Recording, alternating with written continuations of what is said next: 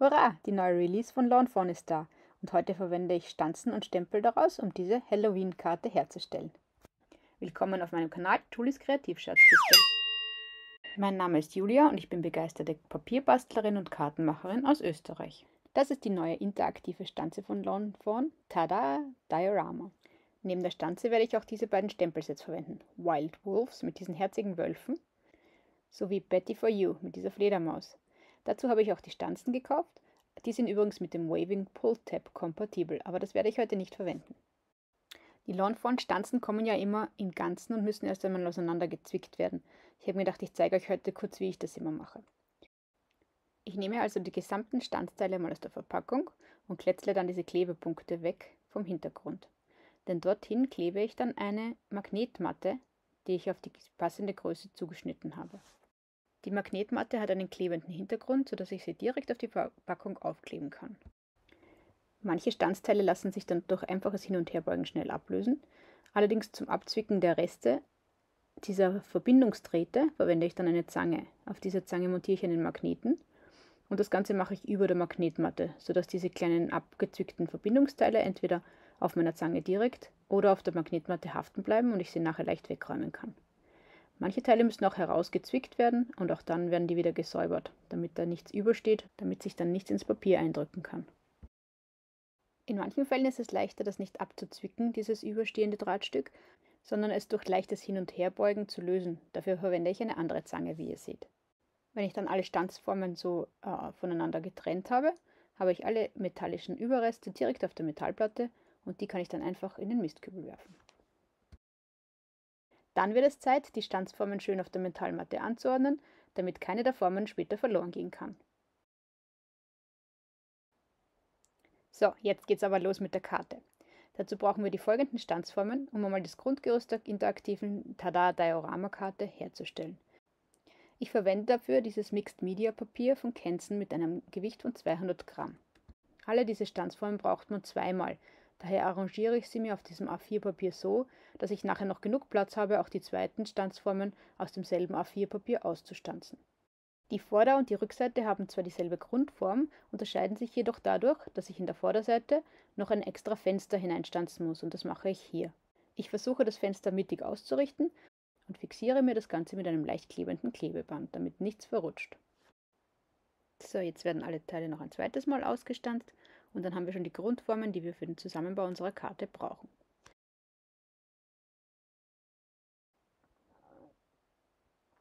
Das sind die Vorderseite mit dem Fenster, die Rückseite, die zwei Befestigungsteile für den sogenannten Vorhang, die zwei Seitenteile sowie diese Zwischenstücke für die Mitte der Karte, wo dann Verzierungen darauf geklebt werden können. In die Seitenteile der Dioramakarte müssen nur noch Schlitze hineingestanzt werden. Dafür gibt es diese zwei Stanzformen, die ausschauen wie ein Fuß. Wenn ihr die Seitenteile ausstanzt, gibt es nämlich Prägelinien, die auch gleichzeitig auf dem Papier abgedrückt werden. Diese erzeugt ein größeres Viereck und zwei kleinere Viereck auf jedem Papierteil. Wichtig ist nun, dass ihr die Papiere so auflegt, dass dieses größere Viereck jeweils außen ist. Die Papiere liegen also gegengleich. Den Fuß platziert ihr jetzt so auf dem mittleren Viereck, dass die Zehen nach außen, also zu dem größeren Viereck schauen. Ich habe hier versucht, euch das mit Linien zu markieren, damit ihr euch das besser vorstellen könnt. Wenn das Ganze dann durch die Stanzmaschine geschickt worden ist, seht ihr, dass diese Seitenteile jetzt zwei Schlitze haben. Diese Schlitze werden später benötigt, um diese Mittelteile in das Diorama einzuführen. Im nächsten Schritt könnt ihr nun die Seitenteile entlang der Prägelinien schön falzen. Es sind zwei Bergfalten, das heißt, es wird beide Male nach hinten gefaltet. Lasst euch bitte nicht irritieren, ich habe mich später entschlossen, sowohl diese Zwischenteile als auch die Seitenteile aus schwarzem Papier nochmals auszustanzen. Das hat einfach besser zu meiner Halloween-Karte und meinem geplanten Sternenhimmel gepasst. So, jetzt bearbeite ich zuerst einmal die Rückseite und die Vorderseite der Karte. Dazu nehme ich wieder mal Distress Oxides, in diesem Fall Victorian Velvet, Wilted Violet und Chipped Sapphire, um einen schaurigen Nachthimmel zu erzeugen. Leider habe ich vergessen, meine Kamera aufzudrehen, als ich die Rückseite eingefärbt habe. Hier seht ihr aber das Endergebnis und ich habe in der Mitte die helleren Farben und am Rand die dunkleren Farben aufgetragen. Um das Ganze noch einmal schauriger zu gestalten, nehme ich meine Wasserflasche und spritze noch ein paar Wassertropfen auf die Rückseite, die ich dann gleich wieder mit einem trockenen Tuch wegsauge. Im nächsten Schritt hole ich mein Distress Mica Spray in Silber hervor und sprühe die Karte großzügig damit ein, um ein paar Sterne in den Nachthimmel zu zaubern. Das Ganze trockne ich dann auch gleich mit meinem Heat Tool. Um eine zu starke Wölbung der Karte zu vermeiden, erhitze ich auch die Rückseite immer wieder zwischendurch. Bei der Vorderseite des Dioramas habe ich Gott sei Dank daran gedacht, die Kamera aufzudrehen, also könnt ihr mir hier jetzt zuschauen, wie ich mit den Distress Oxides die Vorderseite der Karte einfärbe. Genau wie zuvor die Rückseite habe ich auch hier wieder mit Wasser und Mica Spray einen Sternenhimmel auf die Vorderseite gezaubert. Und anschließend wird das Ganze mit meinem Heat Tool getrocknet. So wie bereits vorher angekündigt, seht ihr jetzt hier, dass ich die Seitenteile und diese Mittelteile im Diorama nochmals aus schwarzem Papier ausgestanzt habe. Und auch hier nehme ich wieder mein Distress Mica Spray zur Hand und verziere damit die Vorderseite der Stanzen. Bevor ich das Diorama jetzt zusammenbaue, habe ich mir überlegt, dass ich mir lieber zuerst meine Fledermaus ausstanze, um zu sehen, ob die überhaupt hineinpasst, weil ich war nicht ganz sicher. Ich habe mir etwas mehr gestempelt, als ich dann später benötigen werde, aber hier habe ich auf jeden Fall die Fledermaus und die Flügel dazu. Für beides gibt es eine passende Stanze und das habe ich durch meine Sizzix Sidekicks geschickt. Die ist wirklich praktisch, wenn man kleine Stanzen schnell ausstanzen möchte. Bei diesem Stempelset gibt es verschiedene Arten von Flügeln. Ich verwende hier die 2 Flügel, die in einem ausgestanzt werden können. Es gibt die Flügel aber auch einzeln, und zwar entweder ausgestreckt oder die Fledermaus umschlingend. Bei diesen gemeinsamen Flügeln muss nur noch die Fledermaus in der Mitte platziert werden. Das ist die einfachste Variante. Zum Bemalen der Fledermaus verwende ich meine Spectrum Noir Tri-Blend Alkoholmarker, hier in der Farbe True Blue Blend. Ich male zuerst alles mit der hellsten Farbe aus und bevor es eintrocknet, mache ich schnell Schattierungen mit der mittleren und der dunklen Farbe. Anschließend nehme ich wieder die helleren Töne und verblende alles schön. Zum schnellen Vorlauf gibt es nun ein bisschen Musik.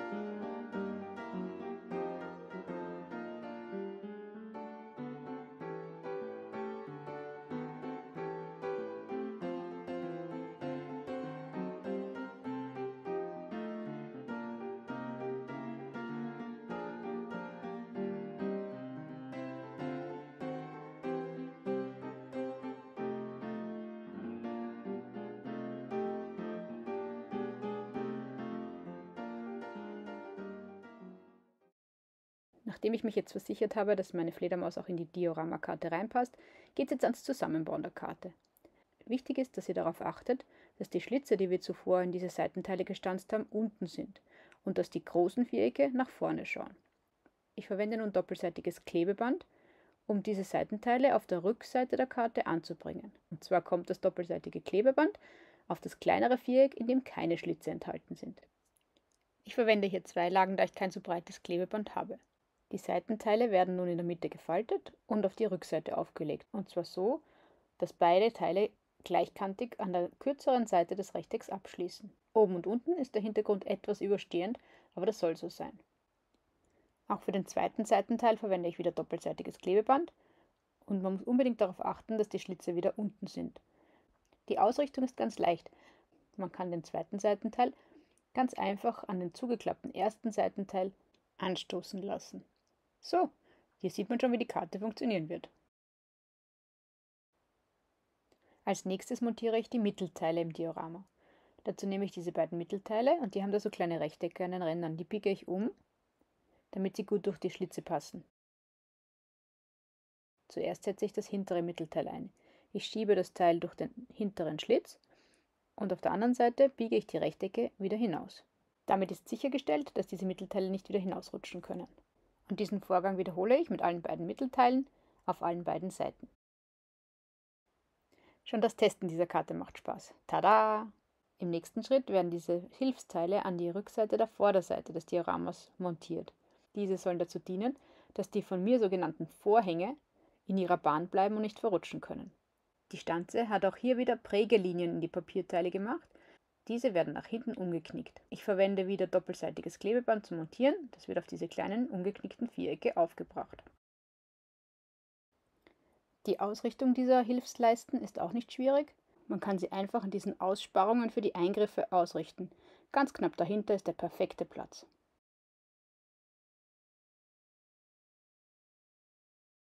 Mit der zweiten Seitenleiste können wir genauso verfahren und kleben auch diese fest.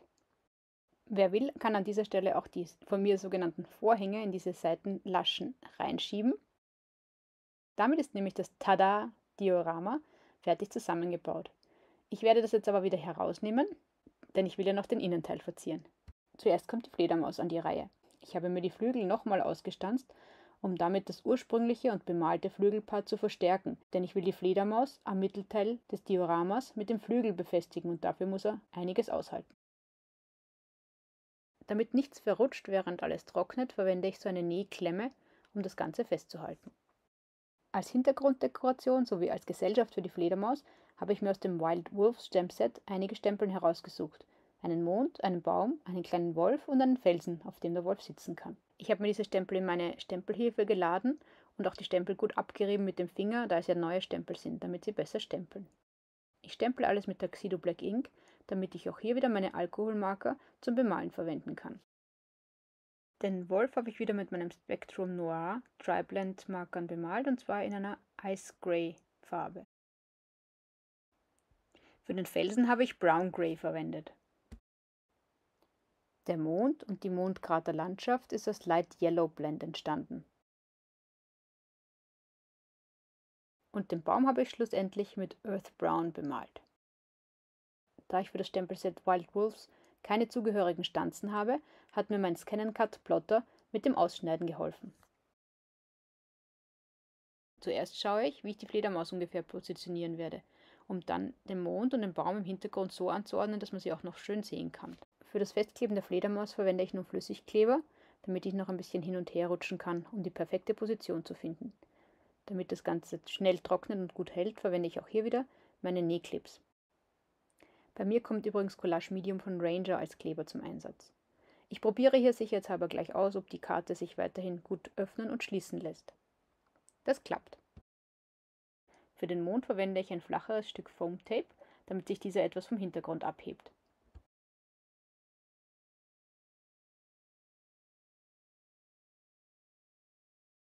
Den Baum klebe ich wieder direkt auf den Hintergrund an, da ich nicht zu viel Foam Tape verwenden will, um das Diorama schön flach zu halten. Beim Felsen und beim Wolf im Vordergrund muss man bei der Positionierung darauf achten, dass sich das Diorama weiterhin schön schließen kann. Dazu ist sicher ein nützlicher Tipp, dass man die Objekte eher mittig anordnen sollte oder, wenn es längere und größere Objekte sind, dass ein Teil der Verzierung eventuell sogar in den Schlitz hineinsteht, denn auch das erleichtert das Öffnen und Schließen des Dioramas. Sicherheitshalber habe ich es auch mit eingefädelter Vorderseite nochmals probiert, dann habe ich aber die Vorderseite wieder entfernt, denn ich will ja meine sogenannten Vorhänge noch verzieren.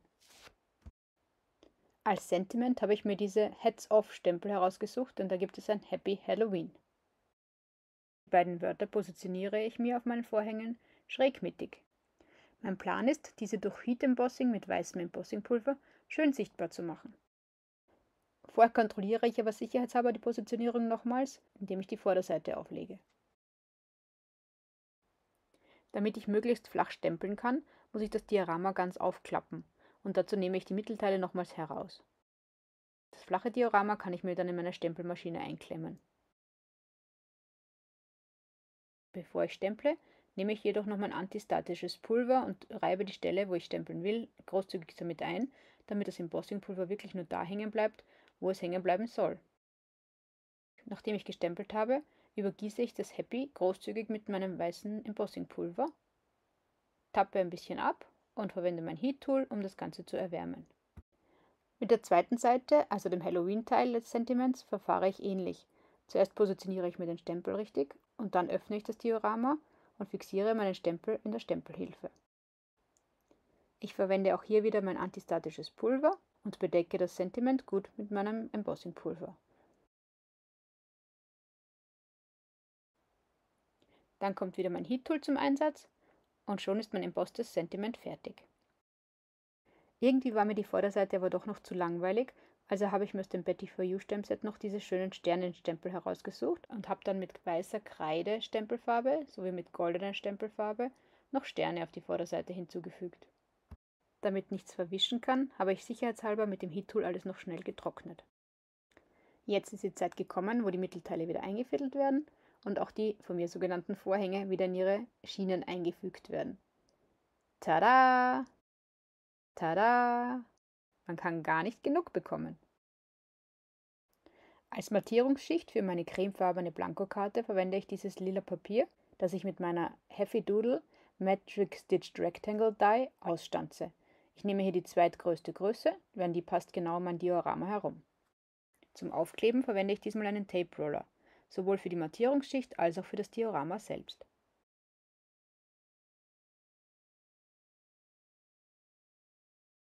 Ein letzter Test.